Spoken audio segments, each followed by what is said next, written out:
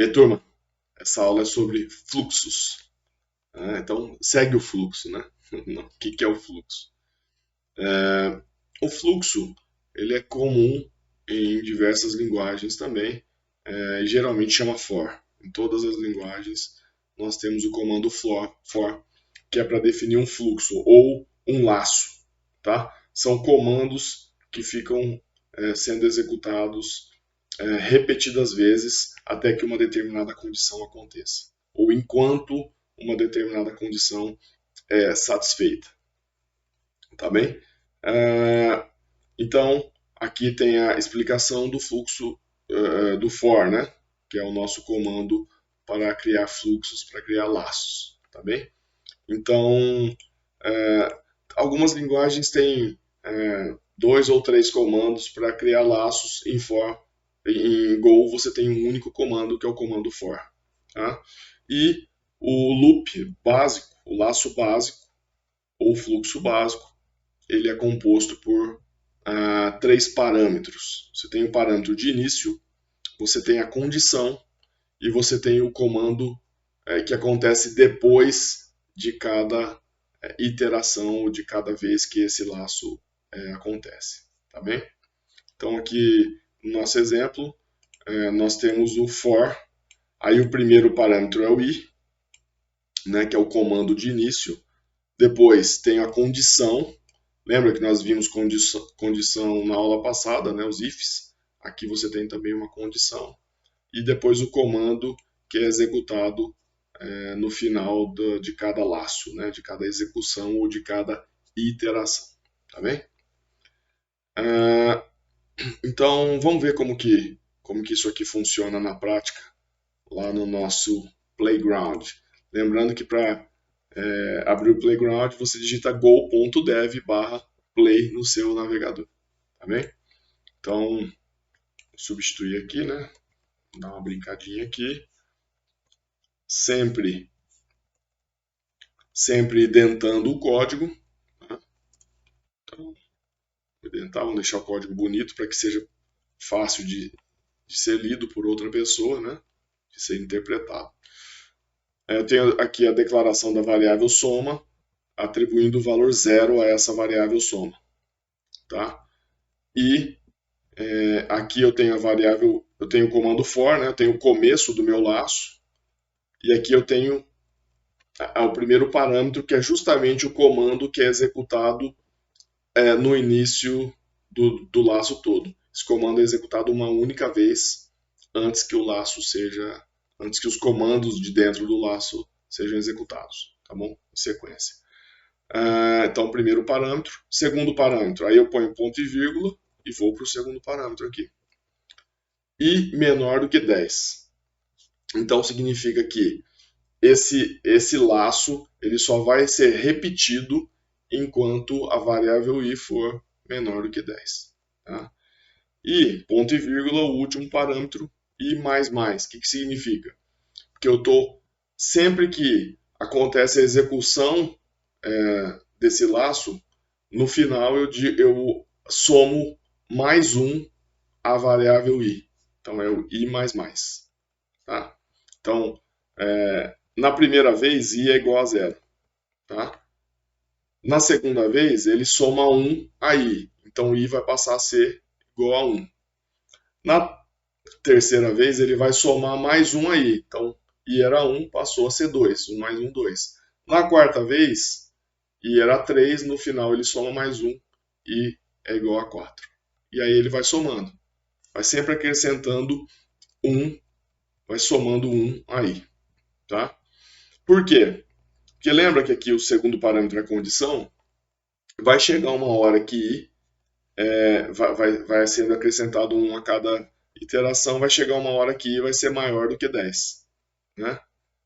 E aí ele vai deixar de corresponder a essa condição vai deixar de ser verdadeira e o laço não vai ser mais executado. Ele vai passar para os próximos comandos de fora do laço. Tá? Então isso é o loop. É por isso que o loop acontece. Mas o loop não pode acontecer indeterminadamente, porque senão o programa travaria. né? A gente tem que ter uma condição para que esse loop deixe de ser executado, ou deixe de rodar, né? Então, o objetivo aqui é sempre somar mais um a variável soma.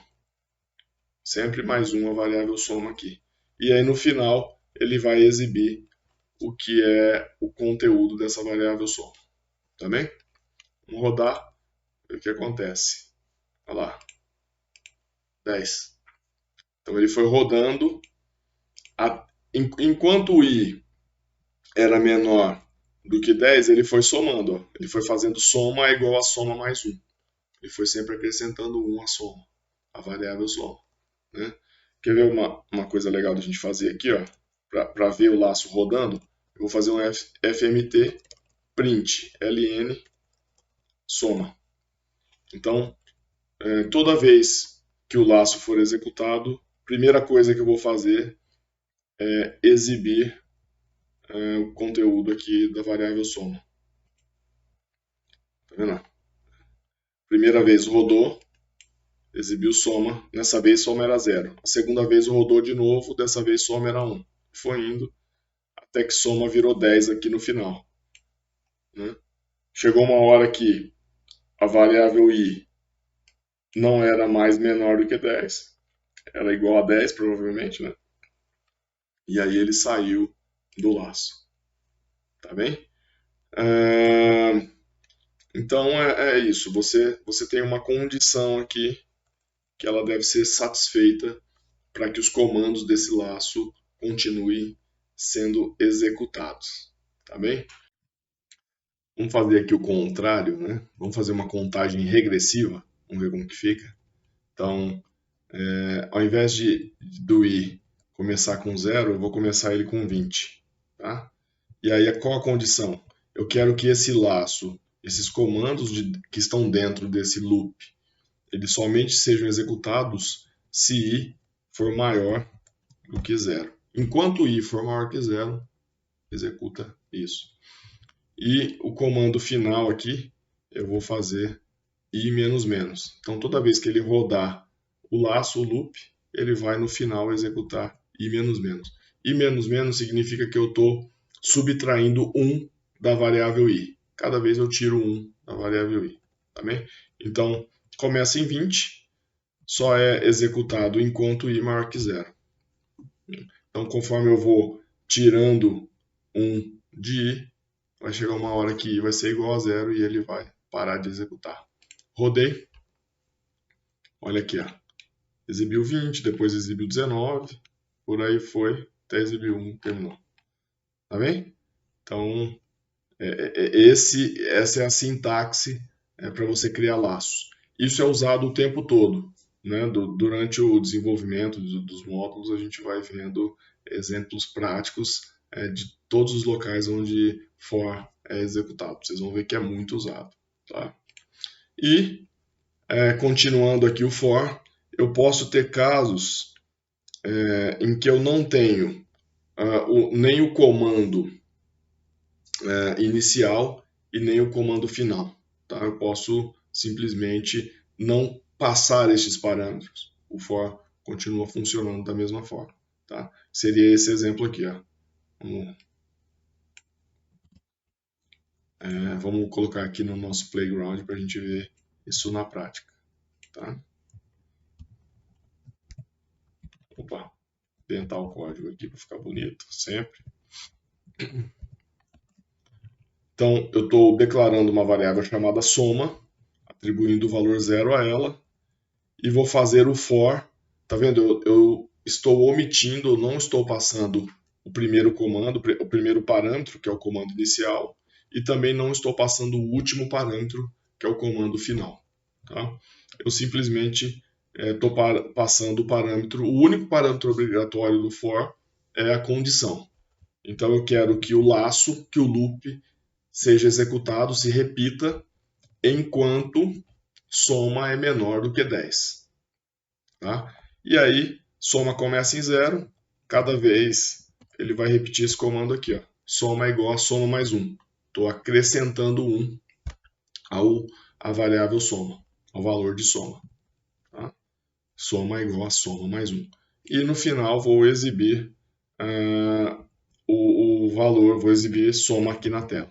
Eu vou até colocar algo a mais aqui, ó. Vou exibir soma dentro do loop, ou seja, ele vai exibir soma várias vezes aqui dentro do loop. Rodei, então o for é enquanto soma menor do que 10. Rodei. 1, 2, 3, chegou em 10, ele parou. Né? Ou seja, na hora que soma passou a ser igual ou maior do que 10, ele não executa mais esse loop. Tá bem? Então, isso foi para mostrar que o único parâmetro obrigatório é o parâmetro de condição. Tá? Em outras linguagens, isso aqui seria o equivalente ao comando while. Tá? Mas, mais uma vez, aqui em Go nós não temos o while, é sempre for. Isso facilita muito. Por isso que Go acaba sendo mais fácil que outras linguagens. Você tem menos comandos, mas a linguagem é mais enxuta. Tá? Então é isso, pessoal. Hoje nós aprendemos o que é o laço for, o que é o loop. Tá bom? Até a próxima aula. Um abraço.